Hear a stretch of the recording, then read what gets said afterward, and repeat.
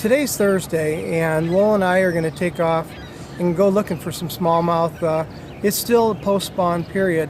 Now, we could go to the mile roads, get the 18 pounds like we did last week, probably even do better, get up in the 20-pound range, but we'd be floating around in deep water for hours and hours, and we'd probably get our fish.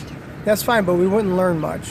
What we're looking to do today is to still do what we did last week, is cover the north part of the lake and try to look for transition fish that are in transition in the migration, and we're looking for some of those transition spots to turn on. And it's also, we're looking for the advent of the summer bite. What we're looking for is that right now, if you go out, it's going to be very inconsistent fishing, if you're fishing a lot of the community areas in particular. But what we're looking for is that leading edge of migrating fish and some of those spots to turn on, and for the summer bite to turn on. Now, we're probably still a couple weeks away from a true summer bite, and what I mean by summer bite is that the fishing will become more consistent and you'll start catching more 4-pounders on a regular basis. Right now, if we pick a couple 4s today, that would be a good thing, but in a couple weeks we can expect to get on spots with a higher degree of consistency. So we're going to give it a run. We're launching from Selfridge today, so we're going to hit some spots along the way, head over towards the firecracker. That's going to be the plan. Let's see how things work out. It's all right. Point it towards me too. It's a pretty good fish. This one is on a St. Clair Goby NFT, forage grub.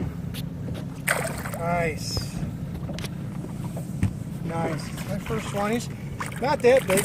Nope. Only getting about 3 pounds. What? Oh no, let's call it 2.5. But still, right in the upper lip. That's where those grubs usually get them, is right in the upper lip like that. That's a St. Clair Goby NFT. It's a forage grub, brand new. Just came out last week. So not a ton of footage today, but that's okay. We did accomplish what we set out to do. Something came up, we had to get off the water a little early, but we managed to hit 10 spots total. 9 of them didn't produce, but as you can see, one of the spots did come through. And what you're seeing here is a 5-pound smallmouth that we got off this one spot. And this is what we talked about last week, were the outliers, and that's what we were looking for, are the outlier spots. What that means are the spots that are at the far edge of the migration, of the bass migration. And so here we go, we've got our 5-pounder, we got another 2.5-pounder off the same spot. We probably could have done that and gotten our limit, who knows, as far as size goes. But the main thing is that these fish were in the zone.